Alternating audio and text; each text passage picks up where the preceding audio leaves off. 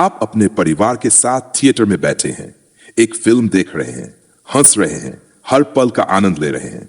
बाहर हवा पेड़ों से टकरा रही है, नदियां बह रही हैं, परिंदे आसमान में उड़ रहे हैं। लेकिन क्या आपने कभी सोचा है, धरती पर जीवन इतना खूबसूरत और सुरक्षित क्यों है, जबकि मंगल ग्रह सूखा, वीरान और निर्जीव है? हमारे पास ऐसा क्या है जो मंगल ने हमेशा के लिए खो दिया?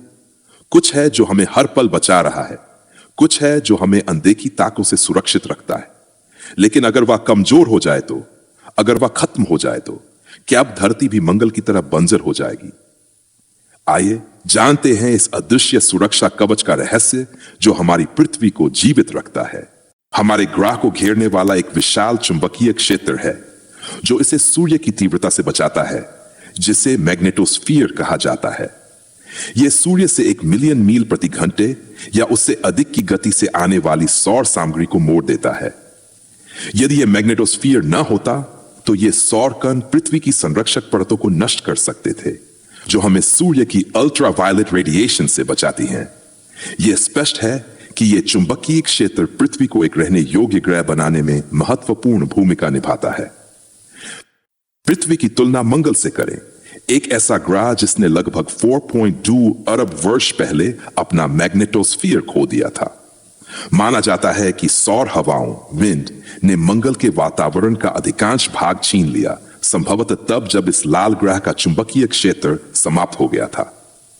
इसका परिणाम यह हुआ कि आज हम मंगल को नासा के ऑर्बिटर और रोवर्स की नजरों से एक वीरान और निर्जन दुनिया के रूप में देखते हैं। इसके विपरीत पृथ्वी का मैग्नेटोस्फीयर हमारे वातावरण को सुरक्षित रखने में सक्षम रहा है। वैज्ञानिकों के अनुसार अगर पृथ्वी का चुंबकीय क्षेत्र नहीं होता तो संभवतः हमारी वायुमंडलीय स्थिति कुछ और होती और जीवन का अस्तित्व भी खतरे में पड़ सकता था। हमारे मैग्नेटोस्फीयर को समझना वैज्ञानिकों के लिए बहुत आवश्यक है ताकि वे भविष्य में अंतरिक्ष मौसम की भविष्यवाणी कर सकें। ये अत्यधिक अंतरिक्ष मौसम के घटनाक्रम हमारी संचार प्रणाली, जीपीएस नेविगेशन और विद्युत ग्रिड को प्रभावित कर सकते हैं।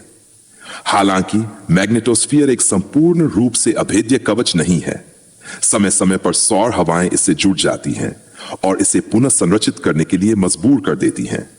ये दरारें रिफ्ट्स बनाती है जिससे अंतरिक्षीय ऊर्जा पृथ्वी तक पहुंच सकती है। ये दरारें रोजाना कई बार और कभी कभी प्रति घंटाकार खुलती और बंद होती हैं।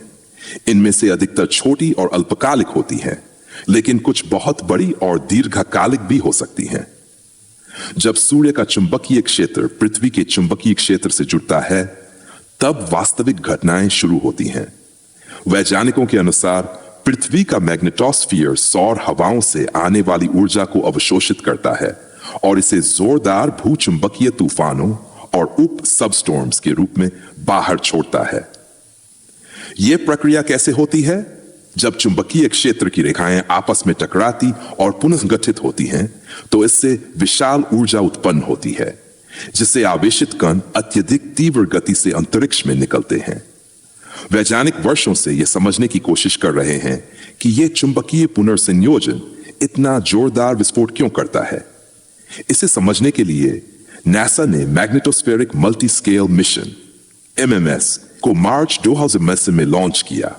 MMS ने पहली बार चुंबकीय पुनर्संयोजन की इलेक्ट्रॉन भौतिकी का अध्ययन किया। 4 MMS अंतरिक्षयान पृथ्वी के मैग्नेटोस्फीयर के अग्रभाग में उन क्षेत्रों में तैनात किए थे जहां चुंबकीय पुनर्संयोजन होता है। बाद में इस मिशन ने मैग्नेटोस्फीयर की पूंछ मैग्नेटोटेल में भी शोध किया। MMS के साथ साथ नासा और अन्य अंतरिक्ष एजेंसियों के मिशन डीमिस, क्लस्टर और जियोटेल ने भी महत्वपूर्ण डेटा एकत्र किया है। इन अध्ययनों से हमें न केवल अंतरिक्ष की मौलिक भौतिकी को समझने में मदद मिलती है, बल्कि यह हमें अंतरिक्ष मौसम की सटीक भविष्यवाणी करने में भी सहायता करता है। हमारा ब्रह्मांड रहस्यों से भरा हुआ है और हम आपके लिए ऐसे ही रोचक और वैज्ञानिक तथ्यों से भरपूर वीडियो लाते रहेंगे। अगर आपको यह वीडियो पसंद आया हो तो लाइक जरूर करें और सब्सक्राइब करें लिमिटलेस माइंड, ताकि आप हमारी हर नई जानकारी से जुड़े रहें। आपके समर्थन से हमें और भी बेहतरीन, ज्ञानवर्धक और रोमांचक सामग्री लाने की प्रेरणा मिलती है। अपनी राय और सुझाव हमें कमेंट्स में बताना न भूलें। मिलते हैं अगले वीडियो में, तब तक के लिए जान की इस अनंत यात्रा में हमारे साथ बने रहें।